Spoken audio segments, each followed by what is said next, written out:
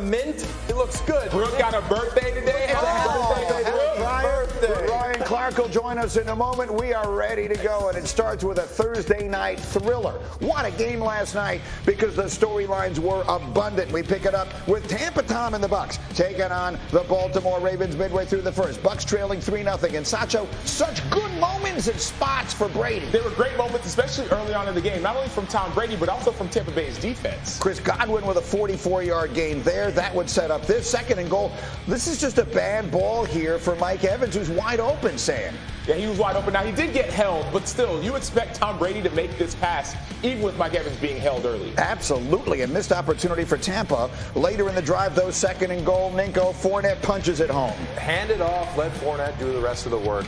Good drive here in the opening drive of the game. It's their first quarter touchdown of the season. 7-3 Tampa. 10-3 Tampa in the third, and here comes Lamar. Well, the worst part about this is look at the Tampa Bay defender. Look at the linebacker. Devin White getting pancaked in the back. It was not going to be a good half, at least second half for Tampa Bay's defense. Attention, Jeff Saturday. The Ravens rushed for 231 yards last night, and then finding Kenyon Drake for the quick touchdown. Bad eyes once again. Devin White, you got to know where your work is. Works in the backfield. I know the motion threw you off. Keep your eyes where your work is. Tied at 10. Brady, 3rd and 2. Mike Evans. Ninko, miscommunication. Yeah, from the first drive, everything looked like it was going to be great for the rest of the game, but no, stagnant. Look at Tom on the sideline. It's just been that kind of year. And then Isaiah Likely emerging with everyone else around him hurt, Sacho. Out of Coastal Carolina, he was making plays. Mark Andrews got injured, but he stepped up big. Not just this game, all season long. Andrews hurt. Rashad Bateman hurt. Isaiah Likely, 6 catches picking up the slack. 17-10 Baltimore. Fourth quarter, Bucs at the 13 with a chance. What is this play, Ninko? Should have been picked off. This is not how you draw it up. Not like that. So again, Tampa trying to figure out their identity. They're struggling. They don't have the answers, and I don't know what I'm watching. Brady didn't have the answers. Meanwhile, Devin Duvernay, what do we say about him, Sam? Speed kills, and he was killing them on the defensive side of the ball. 24-13 Baltimore. Late fourth quarter, Brady needs a comeback. Big moment here. Cade Otton, this is a rookie tight end. Looks like a 6-yard touchdown as Brady finds an extra time and throws it in. But hold on, offensive holding, call it back. Donovan Smith can't believe it, but that's the right call. 4th and goal. Keep an eye on Leonard Fournette. Everybody moves early. The ball is snapped late. It's another penalty. The Bucs have to settle for a field goal there. The frustration from Brady again. Under a minute to go. Brady, he threw for 325 on the day. That's Julio Jones. It's a one-possession game. So, Sacho, it comes down to the onside kick. But it didn't. Even though it was 27-22, this game was not even really that close. I know they got that late touchdown, but it wasn't as close as the score indicates. Brady falls to 3-5. Here he was after the game. You know, I think we struggled pretty much at everything. You know, we just struggled in the red area, struggled in third down, struggled in the run game, 2-point plays, short yardage, backed up, start the first quarter, start of the third quarter. Not very good offensive football. You know, that's a man who almost always looks like he has the answers. And right now, he looks like he is searching. Ryan Clark able to join us this morning. RC, the question is simple. Watching what we are watching, a 3-game losing streak for the first time in 20 years. Is it over for Tom Brady and the Tampa Bay Buccaneers?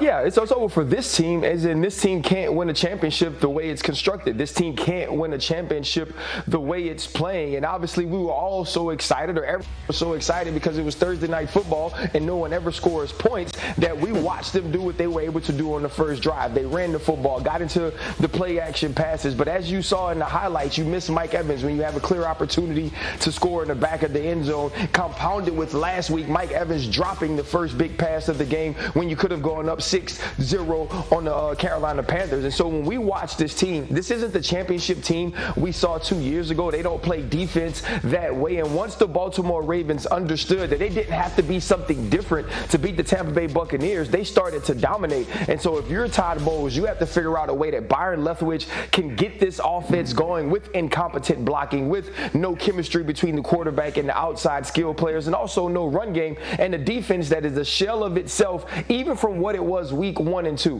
This is a team that is going down the drain and spiraling fast. And if they don't do something quickly, we won't even be speaking of Tom Brady down toward the end of the season or in the playoffs. And that's not something we've said for the last 2 decades. No, I mean, and literally never in his career. At Nico, again, 9 years you played with him. You know, I feel like I remind the audience just how well you know him, and you've been there in the good moments and the very few comparatively bad moments that he's had over the course of time. When you see him after the game just searching like that, what do you think is going on in his head? That he hasn't been in this position in his whole career. So you look back to where they were last year and where they're at right now at this moment. I don't think anyone would have said that the Tampa Bay Buccaneers were going to look or have a 3-game slide like they've had the past 3 weeks. So again, you watch this team, and not only are they struggling offensively, defensively they're struggling. They start the game with a muff punt, which that's bad football. That's not winning football. If you expect to play in the playoffs, to be competitive at any point, you cannot play like this. You cannot give up 231 yards on the ground against rushing against your defense.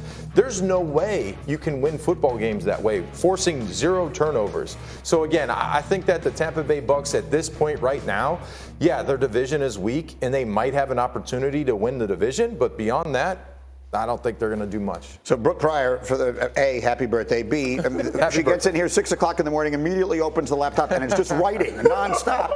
Because that's what you do. So how do we write the story at this moment of Tom Brady, where he is something I don't think any of us ever expected to see? What is the story right now? Greeny, I wrote this story. I wrote it last year with Ben Roethlisberger when I saw the end of his career in Pittsburgh. It's not pretty for anyone in the NFL at the end of their career. And I think it's a sad reality that if you don't know when to step away, and it's a hard thing to do. I'm going to be in the nursing home, probably still filing stories. It'll be to a blog. Nobody's going to read it. I'm not going to be on the national stage like this, but it's almost like, you know, Brady's at a blackjack table. He's on a heater. Things are going great, but it's 2 a.m. and you have 16 and you don't need to hit again. You need to walk away while you're up. And he didn't, and this is what he's left with. This is what he kind of has to just make sense of, and it's going to be ugly the rest of the season because he didn't know when to say no. So, Sach, we can talk all we want about Tom Brady. He's the biggest star and the greatest player in the history of his sport. But the little bit of football that I know in my life, I will say that when one team rushes for 231 yards and the other team rushes for 44 yards, it isn't the quarterback who was the only problem last night, right? Oh, by no means. He wasn't the only problem. He was part of the problem. But that run defense used to be the pride of Tampa Bay. I mean, Todd Bowles, for historically speaking, he has one of the top-ranked run defenses in the NFL. Yet last night, they got ran all over them. I mean, specifically the defensive linemen were getting knocked back. They were getting double teamed into the defensive backfield. You had linebackers getting pancaked. You had missed assignments. It was just bad football all the way around. But you do have to attribute some of that. Obviously, look at some of these plays, right? Like, you're getting guys getting knocked back looking like safeties, right? Like DBs, linebackers looking like safeties. You're getting people getting pancakes. You're getting 200 yards in the second half. The formula could have been for Tampa Bay. We're going to play defense. We're going to figure out our offense, even though Tom Brady's struggling. But that can no longer be the formula if the defense is playing this way. That's exactly what we expected. Remember, they go back to the beginning of the season. They beat Dallas week 1. They give up nothing but 3 points. We figure, okay, they've got a dominating defense. Give Brady and the offense a little time to figure it out. Gronk will eventually come back, and they'll be right back to looking like a Super Bowl. Back now. Well, RC, like none of that has happened. Literally none of the things that we expected to happen for this team have happened. And that, more than anything, I think sums up where they sit, RC.